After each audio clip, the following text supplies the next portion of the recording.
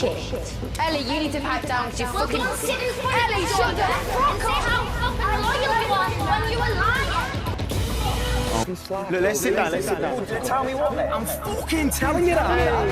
I disrespected me completely. She's been the best thing that happened to me in this, honestly. Really? Yeah. That's good, because she's mugging you off, mate. She's playing a massive fucking game. As well, and everyone who was fucking there.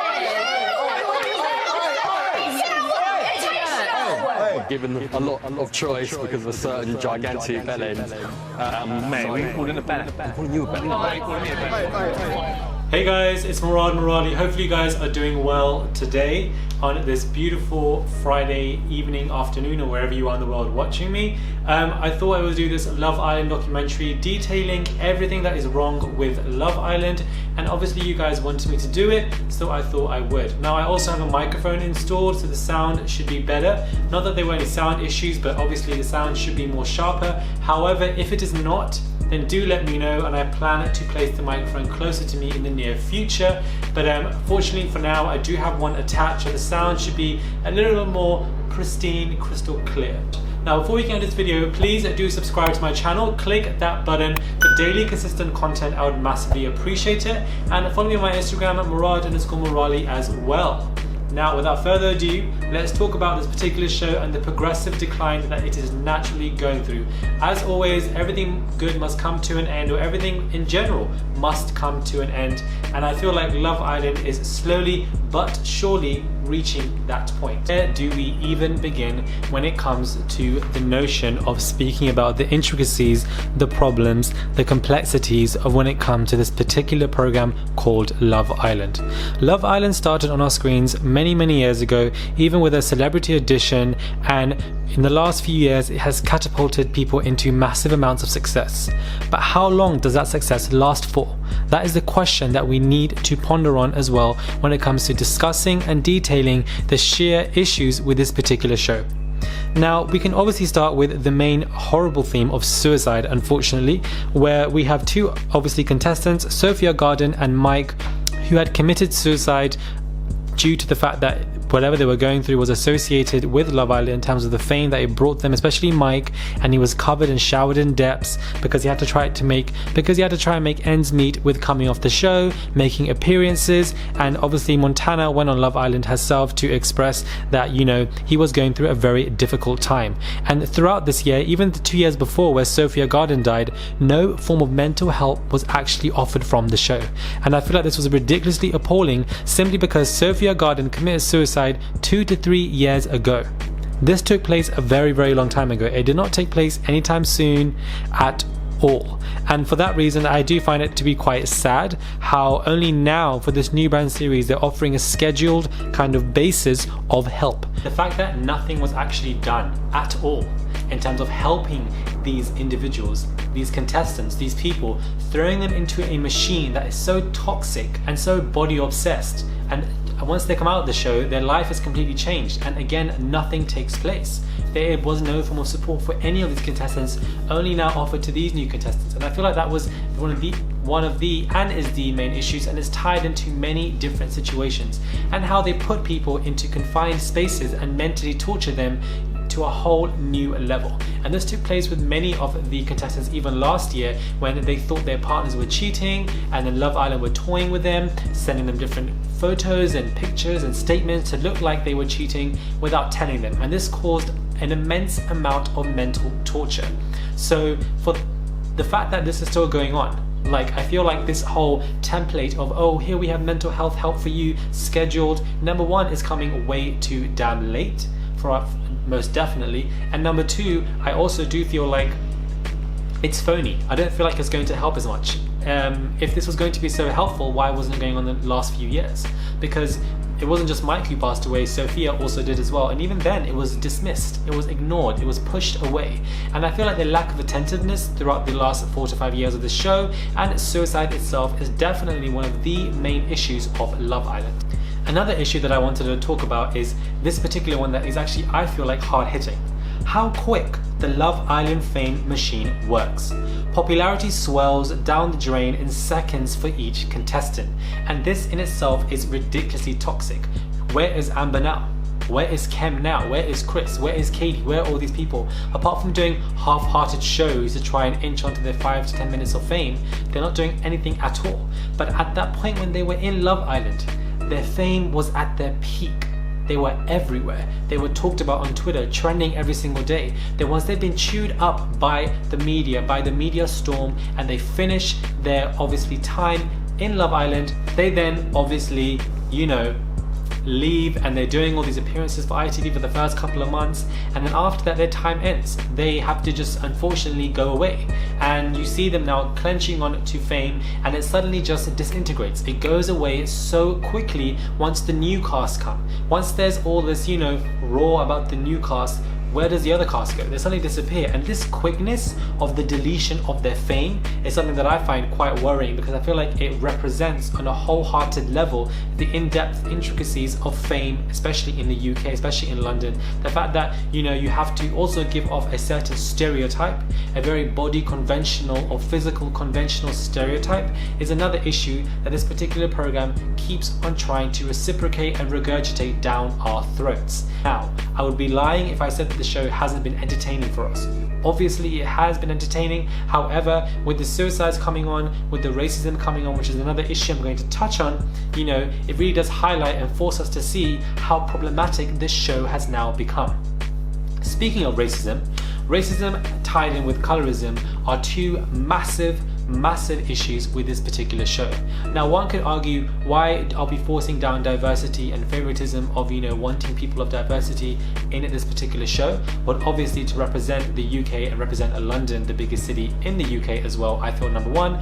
Number two, the show is watched by millions of people, regardless of race and respective. Therefore, it's good to have a generalized kind of reflection of that going in. However, we always seem to have a token individual, a token person of color, a token black person, where obviously one year it was Marcel and even Montana, where both of them struggled, especially Montana.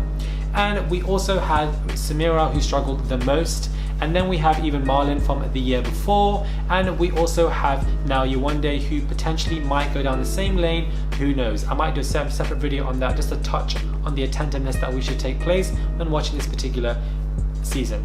Now, the reason why tokenization is becoming an issue is it is triggering.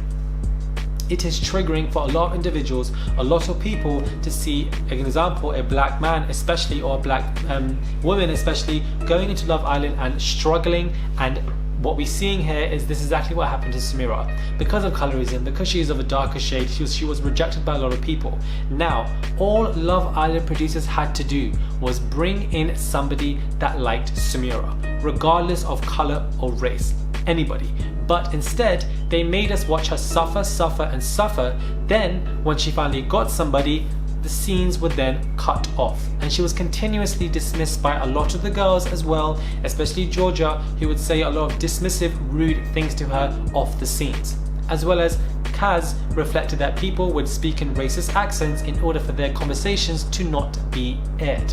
Why are producers stringing on the suffering of Samira's life?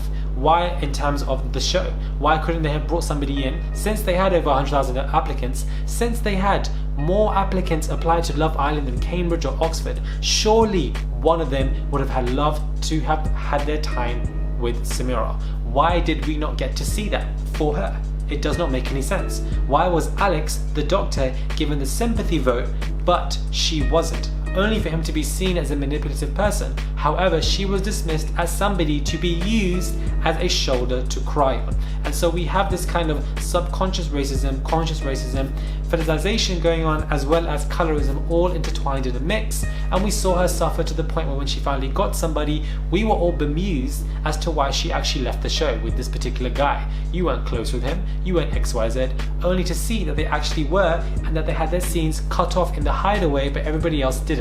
Why was Samira treated differently?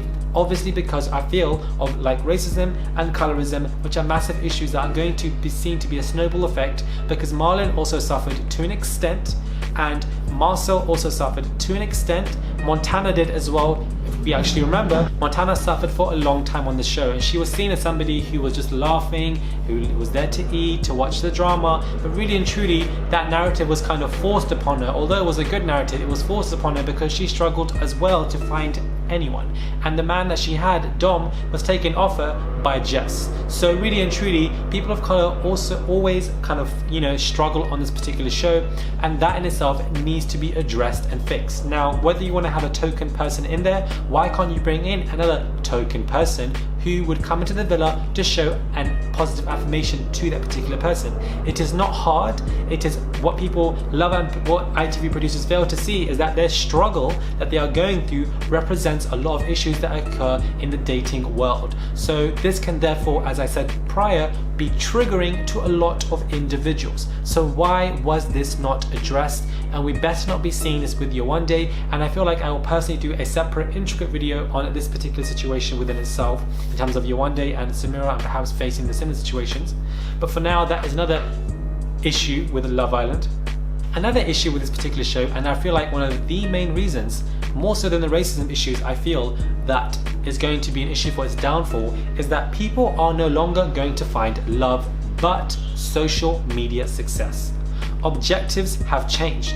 This therefore creates a forced sense of, you know, what's going to occur in the Love Island villa, and a massive component that will lead to its downfall, because in the UK, if anybody seems to be coming off as too forced, doing way too much, is understanding what's going on behind the scenes and creates this fixed fake presence, then people in the UK, especially the British audience, what they do is we get very, very tired and we're over with it when somebody who gets too prideful, number one, and number two, somebody where, you know, there's a fake presence going on. These two components are what the British audience hate in individuals. What we love is genuinity, to the whole new point. And the fact that we are now seeing is that these people are willingly going in there to amp up their social media success, to amp up their profiles. It lacks and rinses out any genuinity within these contestants, and therefore makes the show seem very, very, very fake. And these particular issues are the main reasons I feel like that for the downfall of Love Island. When it comes to suicide, when it comes to racism, when it comes to colorism, when it comes to body obsession, when it comes to social media success over actually finding love. The objective of the show has changed. The objective of the show has gone down the drain. It's no longer called Love Island. It's called, I'm gonna go on this island to try and get some social media success and rinse off my minutes of fame. Having said that, only 3 of these couples I believe are still together out of how many seasons? It's absolutely ridiculous, and it shows that people are, you know, getting tired of the show, and this show is progressively going to decline now. It is going to decline, and that's what we're seeing here now. People are getting bored. Don't get me wrong, people are still going to watch this season, but in the next 2 seasons, or third per se, I feel like it's definitely going to get cancelled, or I feel like, you know, the ratings are going to drop because people are getting tired of it now because of the fakeness. Most important issues that I feel like we should be pressing upon when it comes to Love Island and discussing these particular issues. Hopefully you guys enjoy this particular video discussing, you know, everything that is wrong with this show, everything that is toxic with this show, everything that is damaging to the show, whether it be your mental health, your physical health. I feel like it's absolutely sad and disgusting. Do let me know if you guys like this documentary, and let me know if you think that the sound has improved. I would massively appreciate it if you guys did think so. And do subscribe to my channel, click that button for daily consistent content, subscribe, and follow me on my Instagram, Murad_Murali. I would massively appreciate it as well. Thank you guys for watching this particular video.